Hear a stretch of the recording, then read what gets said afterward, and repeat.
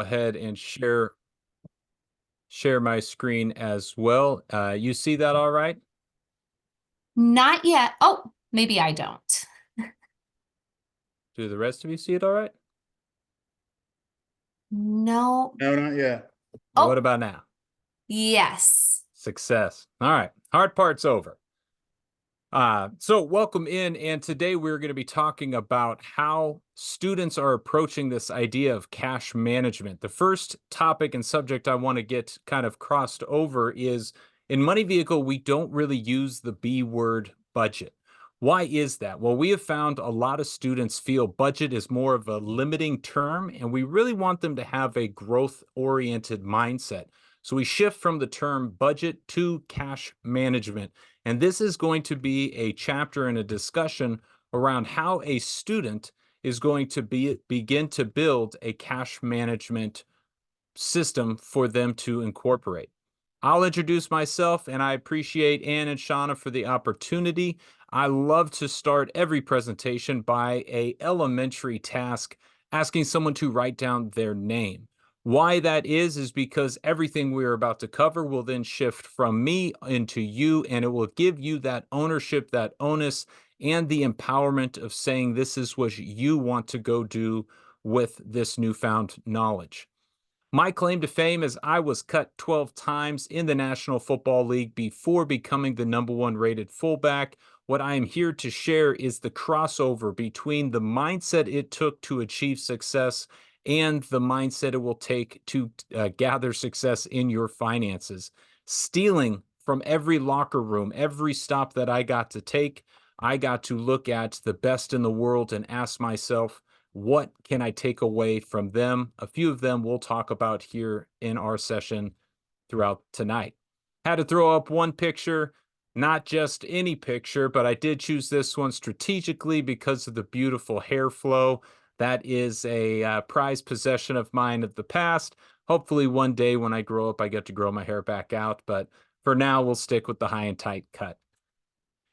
The first question I love to start and want to get this conversation kicked off with is how you would finish this sentence. Money is.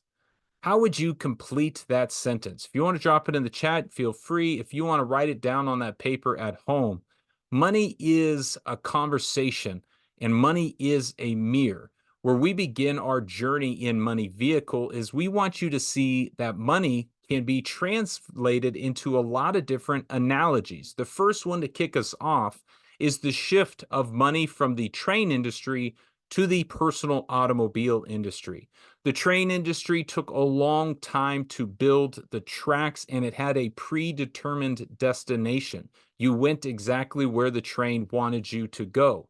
This, in the financial term, would be called a pension system.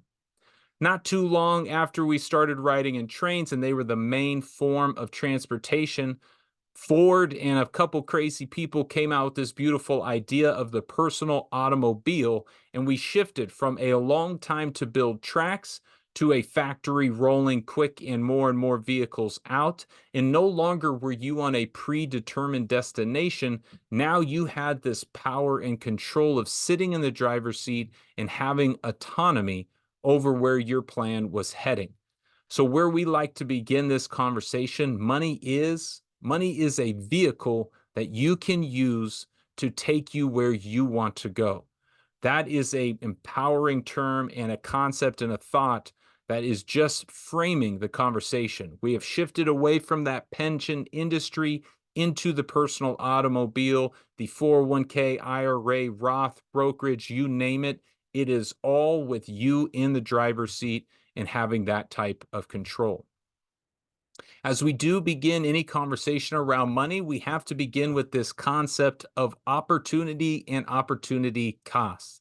We have to be able to begin to measure the values of the positive things we are giving up with our choices and our decisions. What you had for lunch, what you're doing on a Friday, what kind of car you want to drive. No matter what you choose, there are always going to be opportunity costs of that selection. As we move through tonight, as you move through your finances, opportunity cost is a concept and a theme that is going to have to be measured throughout your life. This is a great frame around how long a student will see money. Why we begin with this is because we really have to understand who you are today. How were you born? What were you raised? What is your family? How do you see money in a atmosphere of looking at it through today's lens? If you receive a paycheck and look at how you can spend it day to day, you are a spendor. If you start to frame and look at, hey, maybe 3 months, 6 months, even a year into the future, I want to save up for a specific event, you are a savor. And then if you start to look at money and the accumulation of it and start to say, I don't want to save it for an event, I want to put it to work for me, you shift that mindset to becoming an investor. And this challenge, we are born as spendors. Some of us take that first step. I took my first step in the NFL, becoming a savor. But it wasn't until I truly understood the language of money and started to make money go to work for me that I became this investor mindset. You can simply ask a student, if you got $100, $1,000, $100,000, what would you go do with it? Their response is going to show you very quickly what type of ore they truly are. As we start to connect those two concepts and thoughts, the opportunity cost and what type of ore, you start to see there is always going to be an opportunity cost for what type of ore and what type of decision you make. As we look at the types of ores, a simple $50,000, which is a large sum of money, but to just see it in plain English, you would put a $50,000 in a checking account, making 1/10 of 1%, and in 30 years, you'd have a total sum of $51,500. In a savings account, 2.5%, you will double your money, which feels great. I doubled my money, but then we come into the concept of inflation. We come into how a plan is going to adapt, evolve, and change. And you start to realize even making some money is not going to be enough. And truly, this is where financial literacy of the old has become broken. As we look at where our plans are going and how to take control of it, my father and many before him simply chose to become savers. They said, if I make and earn my money, I'm going to put it into an account. I promise you it will still be there and it will have a little bit of interest to boot. But this financial plan no longer works for our newer generations, for myself, and for students today. We are forced into understanding and learning how to become investors. And that is when you truly start to make your money go to work for you. You see an 8% return over that same time period of 30 years will turn 50,000 into a $500,000, 500,000. If you could get an amazing return of 10%, you'd become a millionaire with that $50,000 starting salary. So starting amount. This concept, everyone sees the risk of becoming an investor. But if you don't believe there are risks throughout life, throughout plan, Zig Ziglar had one of the greatest quotes: life is risky. None of us are going to get out alive. We need to start to measure the risk of investing with the tab and the toll and the risk of not investing. As we begin to measure those opportunities, you begin to see how and why becoming an investor mindset is going to be a required shift as we look forward. So, as we see the opportunity costs, we start to look into how then do we start to become investors. I got to work again 7 years in the National Football League. 4 of them were sitting next to a man named Drew Brees, where I learned the basis of a habit. You know, you don't expect to be in an NFL locker room and have kind of mental and psychology conversations, but he was so inept and so in tune with how every increment of his day, of his mind, of his plan would make an impact on his success on the field. He would challenge us to see how we defined our habits, what started our cue, started our habit, what the process and the routine we wanted was, and then what the reward and the payoff was as we went through it. As I started to understand this habit concept, I began to really see and understand a quote. If you want to repeatedly find success, you must have habits. I haven't met a person today who says, I want to be really good with money just for a day. Everybody says, I want to be good with money repeatedly and find success with my money over and over and over.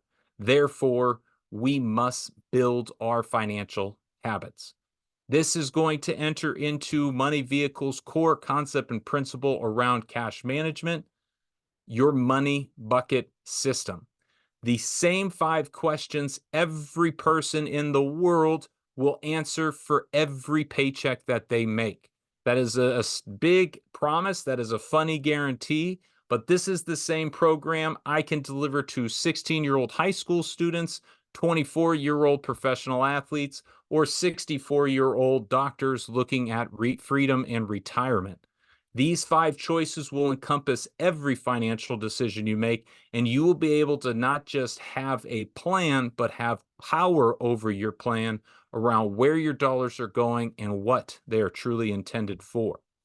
Let's break down this system as we start to look at each of the 5 choices and the 5 buckets, beginning with our society choice. This society choice is changed, shifted from the term taxes. Why do we do that? Well, again, looking at our ideal customer and our audience being young people today, nobody wants to talk about taxes. Nobody got time for that. So we shift the term and the terminology to society. We want them to have a more positive approach in how they see these dollars going to work. If I say, what do your taxes do for you? Everybody kind of cringes. If I ask you what a part of your society is supported by our tax system, it is a shift in frame of how the question is being asked. Everything in between what I own and what an individual owns goes towards our tax and society system. So we really need to shift and appreciate all the amazing things that are afforded us through this first choice. Will it become our first habit? Absolutely not. We're going to prioritize those at the end. But as you do look at what falls into this society choice, an often overlooked item is that sales tax, the day-to-day spending. Then we look at the income tax, the largest expense any one of us will pay throughout our lives. If you're fortunate enough to own a home, property tax, and when you do start becoming an investor and looking at your capital gains, that is again going to be a positive environment. The frame here is I bought something, sales tax. I earned money, income. I own a home, property. I created money through investments. They're all positive events and they go towards positive things in our society, shifting and framing the concept of taxes. Speaking of that income tax is one of the biggest expenses we will all pay as an individual, as a citizen. I love to ask and see which student or who helps with Thanksgiving Day turkey. When you go and you buy a Thanksgiving Day turkey, you get a 20-pound turkey. The Collins family, we're a very big family. We got cousins and nieces and nephews. There ends up being 30, 40, 50 people. We get a big turkey. What we come to realize is you start to take out some of the giblets, the goblets, some of the skin, some of the things, and as you look at the turkey that actually lands on the table, no longer is it a 20-pound turkey. Now you end up with about 12, 13 pounds of food. Again, depending on where you are, some people take the whole turkey, throw it in a deep fryer, and eat it all up. That's a little different. We can talk about tax deductions later on. But as you start to frame out how your society choice is going to be taken, we don't have time today to go too deep into the tax bucket, but one of our favorite analogies is around the ice cream scoop concept and how our progressive income tax code is actually going to be played out. But the 3 big ones I love to point out are going to be your federal, that is for the United States, your state, depending on which state, do you or do you not have a state income? And then we're going to skip city and go to FICA. FICA, one of the most overlooked, misunderstood concepts in your paycheck. As you start to look through it, you will begin to realize I am now paying into a system that is going to support myself when I am older with an income and with health benefits. The catch here, as I talk to a lot of NIL athletes, young people framing their name, image, and likeness, you want to be an entrepreneur, you want to go and start your own business, you're an NIL athlete, congratulations. You don't get to just pay FICA as an employee, you also get to pay FICA as an employer, coming to 15% of your paycheck going towards this FICA decision. I highlight that because entrepreneurs are so unprepared for the journey that they go begin, and that was one that I didn't really fully understand until I saw it coming out of my own paycheck as an entrepreneur. This society choice is going to be one, and as we look at framing these buckets down the road, we will start to put a quarter towards our society choice. Second bucket is going to be our past choices. This is anything that is due before the month even begins. It is a decision and a choice you have made in the past. Those are your debts, those are your bills, and even your subscriptions, as we are all being subscribed to death by marketing today. As we start to look and frame out this idea around our past choices, you'll begin to see examples. My rent, I have to have a place to live. My rent is going to be due each and every month. That is already assigned. If I do own a home, I don't pay rent, I pay my mortgage. When I look at my bills, well, I'm going to have my phone this month, I'm going to have my phone next month. I need electricity, I need internet. If I look at my debts, I bought my car 2 years ago. I'm still paying off my car today. That was a past choice I have to pay for. If I look at my student loans, the opportunity cost there is endlessly in debate. But as I made that a choice to invest in my education, invest in myself, I start to look at this choice and this decision around my debt and see it as a past choice that will come back around the first or second of next month.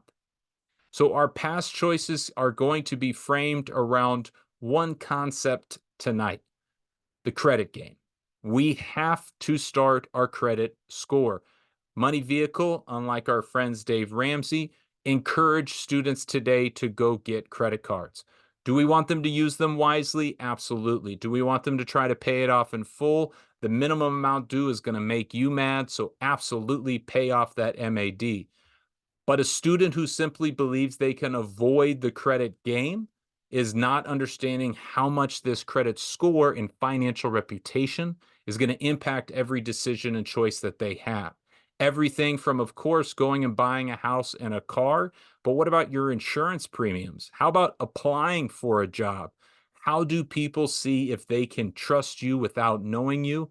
Your financial reputation begins with this credit score. So we must begin to understand how it is going to work.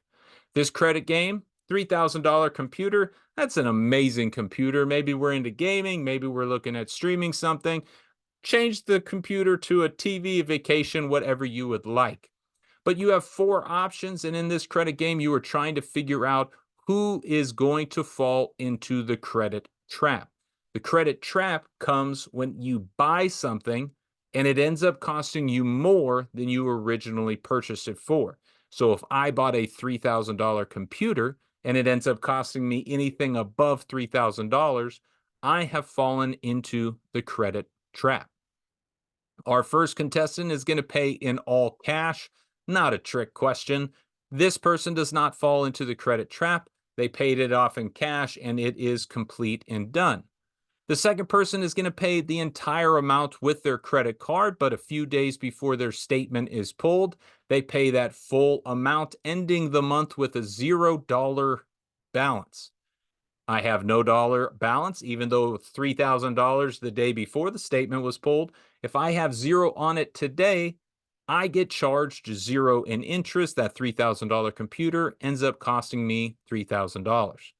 Now, the third person comes in and says, I got a plan. I'm going to pay half in cash. I'm going to put half on my credit card. And then each month, I'm going to pay down 10% of my credit card into this account. That's going to take me 4 years and almost $500 to pay off that computer. Now that $3,000 computer costs me $3,483. Last but not least, one of the key concepts of our Chapter 5 credit chapter in Money Vehicle is the MAD, minimum amount due, makes me mad. You'll see we look at this frame and really start to appreciate and understand that message you got in the mail from your credit company wasn't them trying to help you out. Hey, I know you owe me $3,000, but send me 60 bucks. I understand money is pretty tight for you. That's not a gift, that's a get.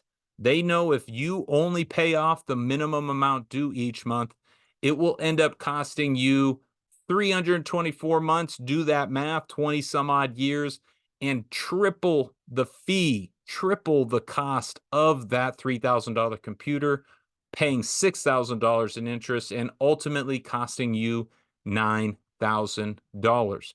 This is the warning. This is the idea. Credit is risky. Again, everything has an opportunity and a cost associated to it. Not investing in credit is going to impact your financial plan for the rest of your life. Starting with a credit card, secured credit card, or an authorized user with your family card is going to begin your financial reputation, start your credit history, and make credit a tool and a vehicle for you and not let credit make you one. Warning around credit and encouragement to start using your credit card. Choice number 3, as we look at our money bucket system, is going to be our present day choices. This is what we're going to go spend and need on a day-to-day basis. And there's so much to dive in here. Right now, I just want you to be a little bit more conscious of what your present choices are. Some examples: I need a new lunch, or excuse me, I need some lunch, I need a new shirt, we're going to the movies, I'm going to get a book. Book is a good investment. Those things used to be worth something. And everybody needs to travel around in some gas. Everybody wants to come down to this question: if I'm measuring my current spending, my present day choices, is it a want or is it a need? I like to frame things as a want will improve your lifestyle, where a need is something you need to live. Quick and silly story and example: I caught my daughter the other day pouring her medicine down the sink.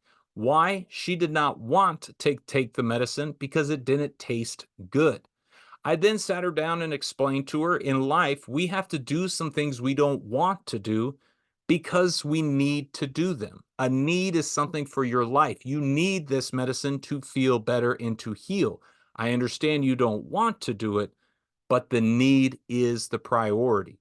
As we look at this, your spending can be measured in what you want to improve your life, what you need to live. This is an easy designation, a hard implementation.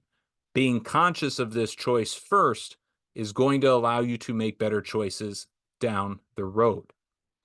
I think one of the key terms Money Vehicle tries to get students to understand is their burn rate. We pull it together in chapter 2 as we have a log analogy and a cabin analogy, where we look at not just stacking wood, but also throwing wood on the fire to keep us warm. Our burn rate is going to be associated to our past and present choices. This is how much money we need to live on a month-to-month basis.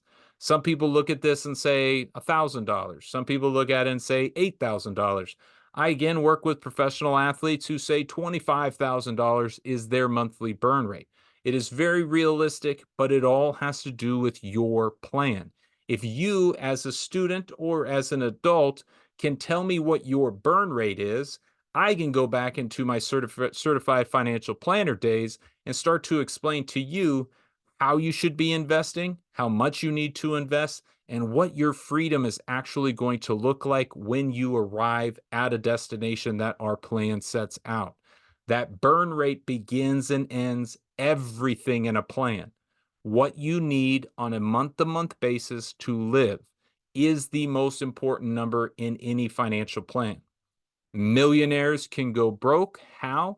Because they do not understand and control the longevity of their burn rate.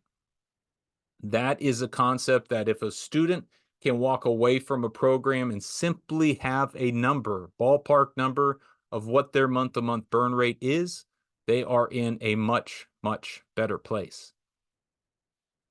Choice number 4 is going to be that future choice. Pay yourself first. I made a dollar, I saved a dime. All quotes, all thoughts about prioritizing your future. It is so hard and challenging when students say, I don't have a whole lot of money. I'm not even worried about future me. I hesitate and pause and explain, if you're not worried about future you, who else is?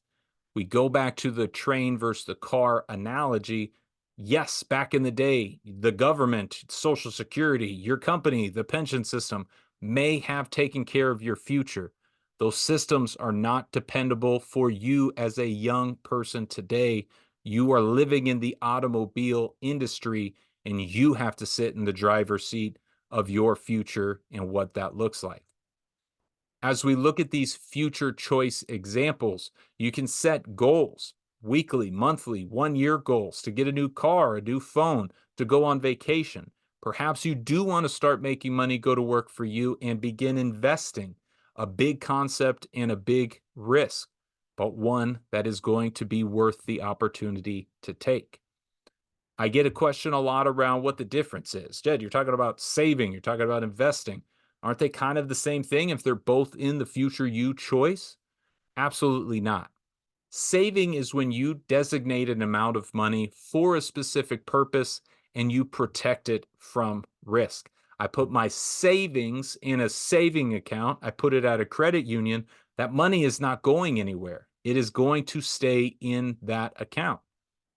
Investing is when you start to take money and you put it at risk.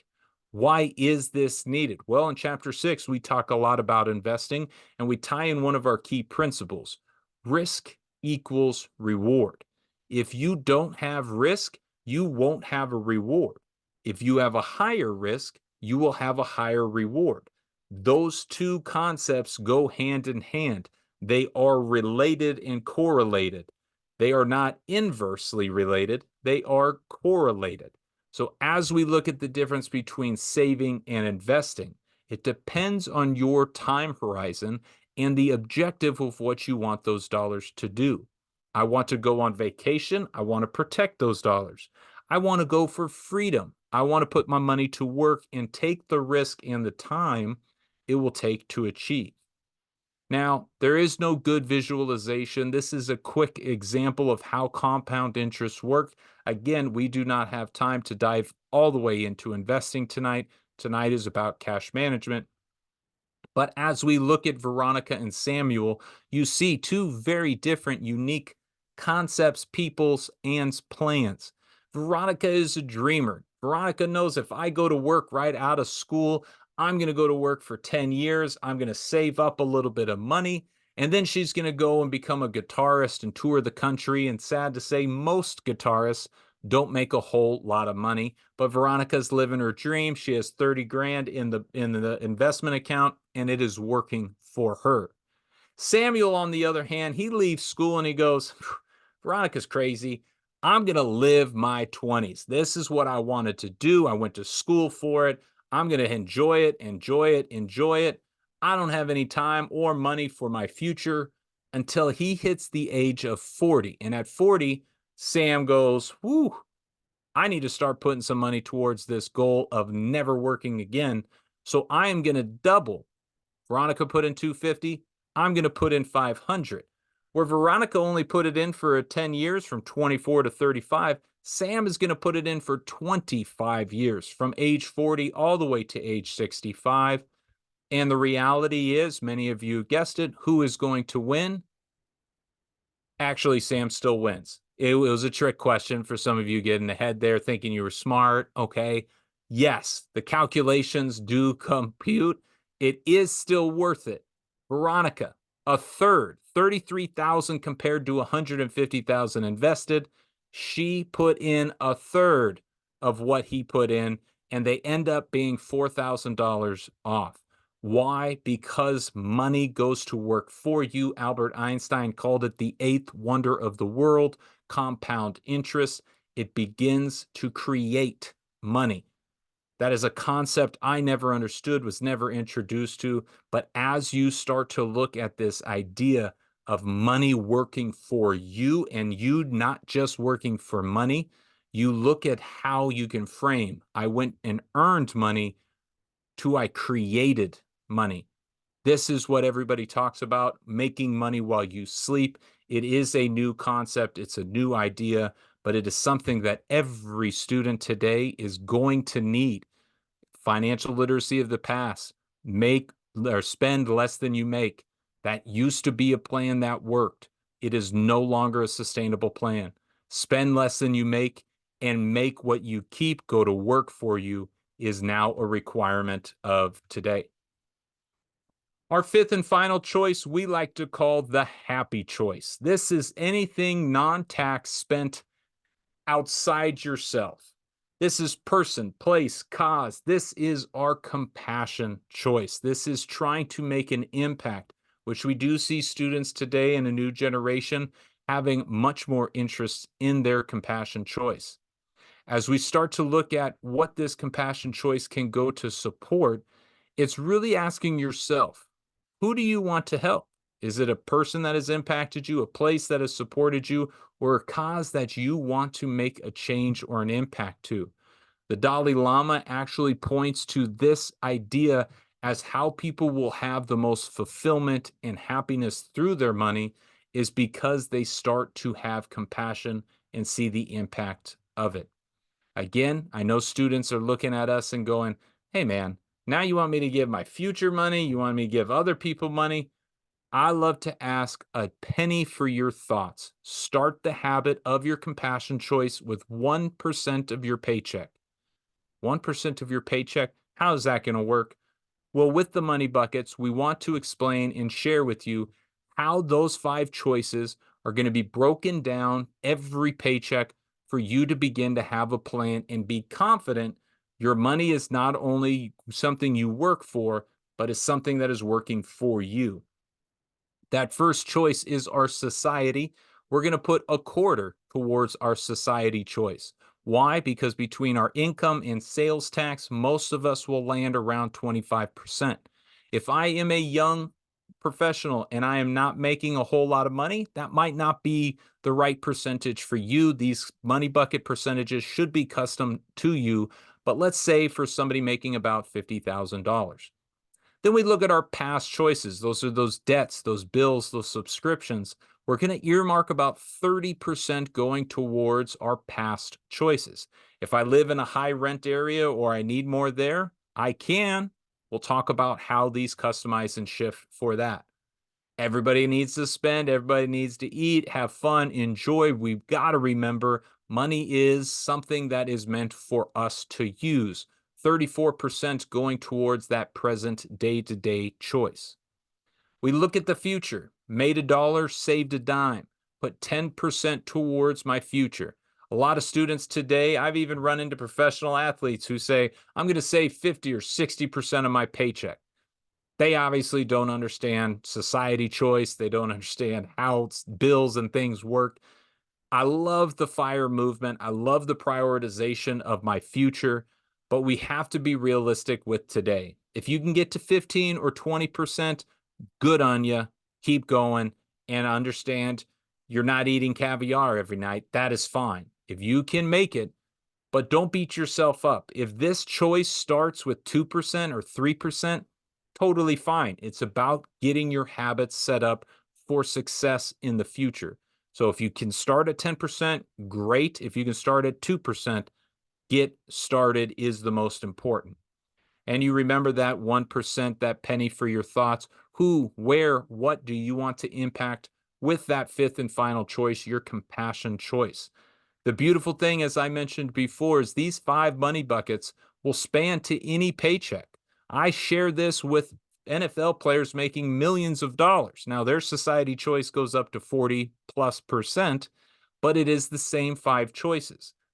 Let's say you were making a much smaller, well, Smaller paycheck at $2,000, you still use the same 5 choices, the same percentages, and you start to see how it will play out for you and your life. I began with opportunity costs. We began with our habits. So, how do we take 5 choices that are going to decide our paycheck and implement and connect them to 5 habits that we are going to have on a month to month basis?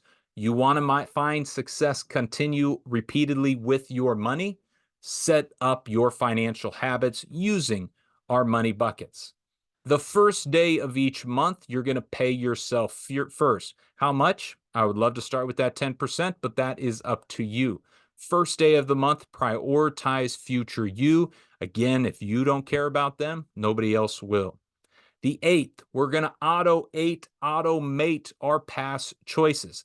On the 8th of every month, we're going to review and look at what are our bills, where are our subscriptions, where are our debts. Do we have automatic payments set up for each of them? Because the one thing we want to avoid more than anything are late fees and missed payments.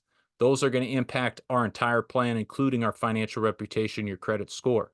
So as you look at Auto 8, the 8th of every month, you are going to review your past choices. Can you cancel a subscription? Can you set up an automation? And then we're going to look at the 14th. 1% for who? This is your compassion choice. You're going to put 1% for someone, something, someplace. This is the 14th of every month that you are going to practice your compassion. Give me that penny for your thoughts. 25% is going to be the 25th of every month, where we represent and respect our society choice. 25th of every month, we are going to make sure our society choice is taken care of. That's sales, that's income, that's even some capital gains, but just having a comfortable place to review and earmark our paychecks so we don't overspend. Again, if I'm an entrepreneur, I have to be very conscious. Every 1099 worker is going to be responsible for their own society choice. Young people making money today are most likely 1099 contractors. They have to handle their own taxes. Last day of every month, treat yourself. This is your present choice. This is where you get to go and find something of your value, of your worth. One of our content creators here at Money Vehicle is Bernadette Joy. I love her $1 rule. If you buy something and you get a use for every dollar, I bought a $100 pair of shoes, but I'm going to wear them 100 days. That's one use for $1. That is an amazing way to measure your treat yourself day. Make sure you get it. Yes, experiences may go into a different category, but it is a good concept to begin looking at how you are going to enjoy your paycheck. I always love systems, automations. And so as you look at this automation of your paycheck, I look at depositing my paycheck into my brokerage account and then sending my burn rate, my past and my present choices, into my checking account. So I know how much money is going to be there for me and my family each month. It helps me have a plan. It helps me quantify, and it helps me prioritize that middle choice, the brokerage or my investment account. As we look at the accounts students are going to need today, we look at beginning with your future choice, that investment account. You see the gold Roth.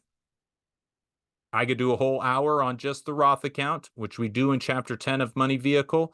But as we look at what account every student needs to begin with, most likely going to be a brokerage, but it is taxed twice. Start to get into those tax advantage accounts, making your vehicle more efficient, becoming a hybrid vehicle. As you look at that savings account, we turn the term emergency fund into the Corona cushion. Every financial plan needs a Corona cushion. This is going to be a few months of your burn rate protected and saved for whatever life curveball is being thrown at you. You see that tax liability in there. If I'm a 1099 entrepreneur, that choice has to be satisfied in my own savings account. Perhaps that is an entirely separate account. And you can see debts and bills, big expenses being able to be pulled out of your savings, because then you get to look at your checking account, that daily spend-door account, and start to see that presence, that compassion, the money that is going to go out each and every day for a purpose. As you look at your actions, we want to set up our money buckets. We want to use those habits. We're going to make a dollar, save a dime with our future, pay our society quarter. We're going to automate our past choices, a penny for your thoughts. And then last but not least, remember to enjoy and use money. Money Vehicle is currently in 22 states on and in high school campuses. We like to say it's the first mile of your money. That is what we are teaching students, not just the concepts of what, but truly how, going through each chapter, having an action, and building out a financial plan for themselves, but also for a fictitious character as our capstone project. We love working with schools because it is where we have the most time with our students.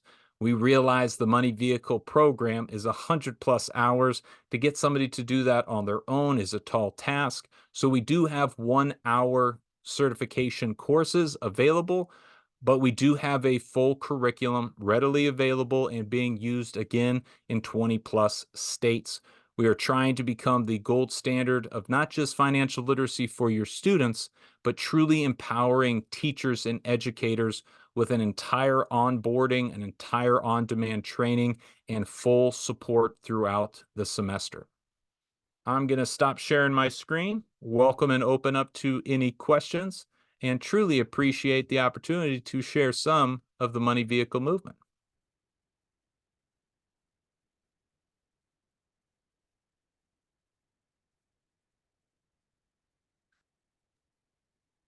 Well, I have several questions. I won't ask them all right now, but I just was working on a college campus and I was talking to a young family who are graduate research students and they're learning how to budget together, being a young family. And my topic wasn't the cash flow or the cash management system. I did use the word budget, but I might reconsider that. But one thing they asked me, they said, we budget every month and it never goes the way we planned.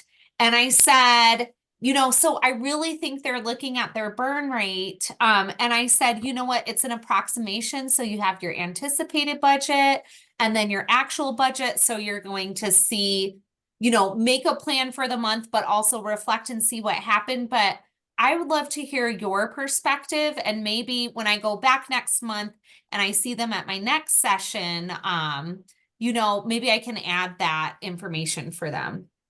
And that's why I love starting with that concept of the burn rate is, let's say I choose $5,000. At the end of the month, did I need to transfer a few more dollars into my account? At the end of the month, did we have something left over? I'm not a big believer in tracking every dollar and every dime. I truly believe in ballparking money because I don't want it to be a daily conscious effort. Now, I do know that there are situations where people do need to look at every penny and everything that is passing in and out. But if you truly are having a plan and a repeatable plan for your finances and for your money, having that dollar amount set to your account, to the account that you're going to be used, will give you a good estimate of what your plan is going to look like. Now, if it is continually being at the end of the month, I need a few more bucks or I need to transfer, then that's not your burn rate. You need to reevaluate and reestimate and understand. I also would like to highlight anybody who does go over and says, hey, I actually had to transfer $200 more. My greatest challenge and task for people in that situation is go back, look at the month, write down the 3 best things you spent money on and the 3 things you would not spend money on again. Typically just doing that exercise, they have those 3 things they would not spend on again. And the next month, those $60, $70 are not going to be spent in that direction. So a quick reflection of what you liked about, because you always want to make it a positive. What was good that you spent money on this month? And then what was something you can improve upon? But starting with that ballpark number gives you a good estimate, guesstimate of where my plan is supposed to go this month and how I can build it beyond just this month. At the end of the month, I needed a little bit more. I need to reevaluate that burn rate concept. Thank you. And I have one more follow-up question, and then I'll leave the airspace open for others too. But I was wondering, have you implemented these 5 steps with your family, and how have you seen things change from a personal perspective? My girls are 9 and 7, so we are starting to understand more and more of money. I cannot honestly say that they are on the money bucket system just yet. But yes, for our family, this has been something that we have lived on. Truly, I began this while playing in the NFL, and the paychecks were way higher than we could. How we managed it was through this burn rate system and through depositing a set amount. Today, being an entrepreneur, I have to manage kind of 2 payrolls, one family and one the business. And so as we do start looking at that society choice is very unique and very different for an entrepreneur than it is for the traditional employee. So that kind of has its own caveats to it. But we still abide. We've got to, and because we started with the 1% habit, we've increased our compassion choice. And then as we customize, and I tell everybody, the future 10% means nothing if that's not for you and that's not for your plan. So you customize your percentages, but we still stick in the same 5 pillars, same 5 categories, and we've continued to just tweak and adjust as we've moved forward. As people go through their plan, they bought a car, they got a auto loan, maybe the auto loan is now paid off. Those percentages are always going to add up to 100. You decide which of the 5 they go into. If you're saying, hey, 10% is too much for my future, I need to put it at 5%. Okay, where did you put those other 5%? That's the power of the system, is it does customize to you, your plan, and your current situation. Thanks.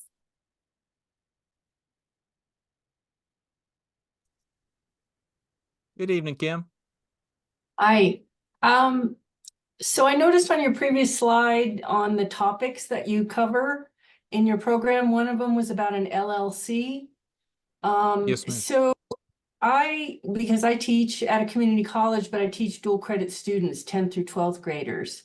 Love it. So and it's personal finances, it's just introduction. So I'm wondering, how do you introduce a topic like that to young people? So that one was actually derived out of kind of the NIL movement. We kept getting from colleges and athletes, hey, we need to know what this concept is. Um, I like stories, so you'll see in our program, there's a story about a golfer who has butter on their hands and their swing kind of loses the club. But looking at it, it is just a simplification of what the purpose of these accounts are. Why do you need an LLC? What is the structure for? How do you go set one up? And then really, how are you going to use it going forward? So, um, how we approach it is the same way we approach every topic. We try to make it silly, we try to make it digestible, and we really try to make students aware of when you do and when you do not need one. Being an NIL athlete, being a young person who maybe starts their own side hustle and side business, do you need one right out the gate? Probably not. But as you do start to build that business and get a consistent stream of income, we just look at it as kind of one of those tools that is going to be a piece of your money vehicle and another aspect of what they're going to need. And I'm sure, talking to 10th, 12th graders, even, first, second year out, I am amazed at how many high school students have an income today. A lot of them are responsible for also giving some money back to their families and supporting it at home. But it is, from the days I was in high school, very rare to today, it is very common. So, looking at things like LLCs is going to really help people as they do look at this kind of 1099 contractor work to protect themselves. Um, but as a concept to introduce it, we kind of just break down the principles and the simplicity, and again, everything is translated on screen, so we tell it through videos. Oh, thank you. Thank you. Where do you teach, Kim? I'm at Central New Mexico Community College in Albuquerque. Awesome. Very cool. All right, so I see we have a couple minutes left. Any final questions before I wrap it up?